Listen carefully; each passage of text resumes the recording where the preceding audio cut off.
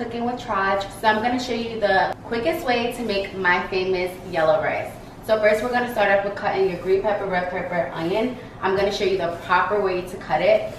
So you cut the top off, then you cut the bottom, and what you want to do is turn it upside down and just start slicing it. And you're going to get little pieces like this. So you can end it. This is the best way to cut it. So once you cut it how I showed you guys to cut in the beginning, you want to cut it vertically, and then it's going to look like this. So they're cut vertically, and then we're going to dice them horizontally. I don't know, I just like this way because I don't really like when I can see the green pepper, red pepper, and onions in my food. So I like to dice it, slice and dice.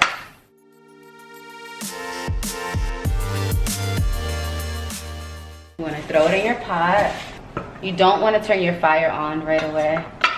Before I show you guys how to cut the rest, I'm going to add some olive oil. Drizzle a little bit of it.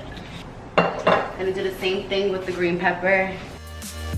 The bottom, cut the top, place it face down up.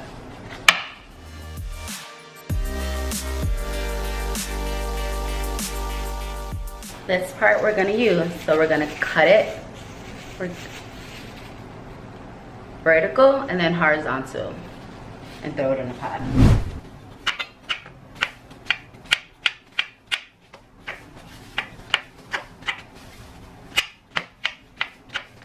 If you're making a big batch of rice, you can use one whole green pepper, one whole red pepper. But if you're making like half a batch, then you can just do half of a green pepper and red pepper. I'm actually making this for London's badass. So she's gonna meal prep for this week, so we're gonna make a big batch. That's why we're using one whole red pepper, one whole green pepper. It's gonna look like this.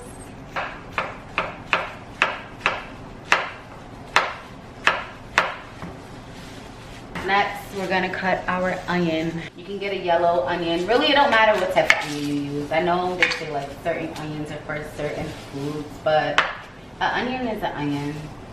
It's all gonna do the same thing. How it's stressful. So with the onion, I like to do the same technique. You're gonna make like little slices going vertical, horizontal. Remember the onion is, well, this what the onion is going to be facing up towards you.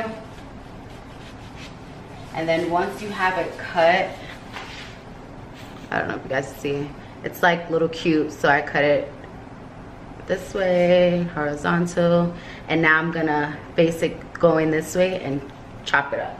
Onion comes out.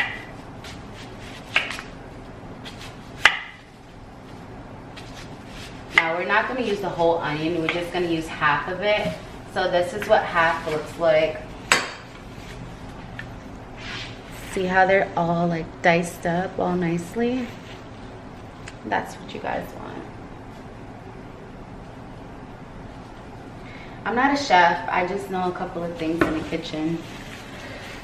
So people can save you little comments or whatever. Then I'm gonna add some minced garlic. This is a tablespoon. You're gonna scoop it and add a tablespoon of fresh minced garlic.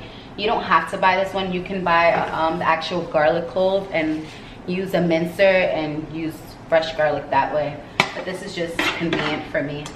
So this is what your pot is gonna look like with your green pepper, red pepper, onions, garlic, and olive oil on a low fire while I continue to add my spices and olives.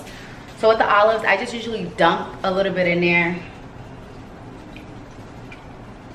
Some people like olives, some people don't. I like olives. So about like 10 olives, 10 to 12. While that's simmering down, I'm gonna rinse my rice off with water.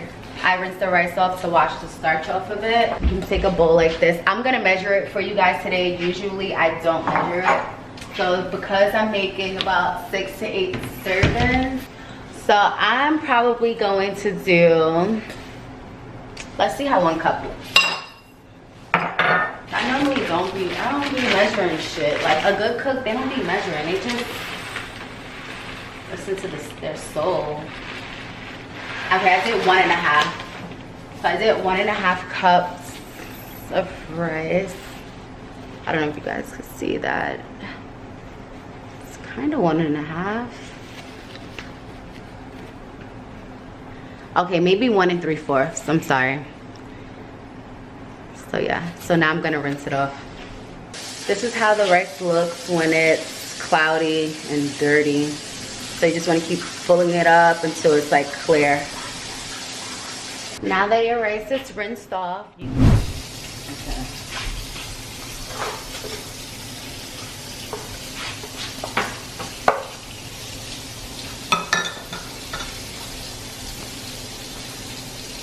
next, since we're making a big batch, I like to use 2 packs of Sazon. That's how you get the color. You don't add it in when the rice is done cooking because it just doesn't work that way.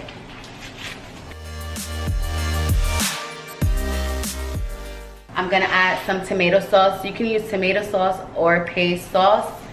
If you use sauce, just use 1 tablespoon. I'll show you guys how much sauce to use. If you use the paste, it's like the same thing, but remember the sauce can be a little bit watery. So if you use the sauce, don't put that much water, but we'll get into that later. So we're just gonna take a scoop and dump it in there. I'm gonna add some more olive oil.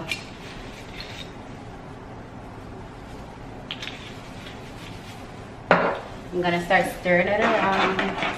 Turn it up. I turned my oven, the way it's set up, it has low, medium, high.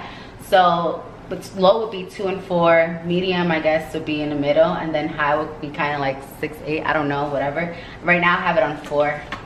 So if you have an oven like mine, put it on 4.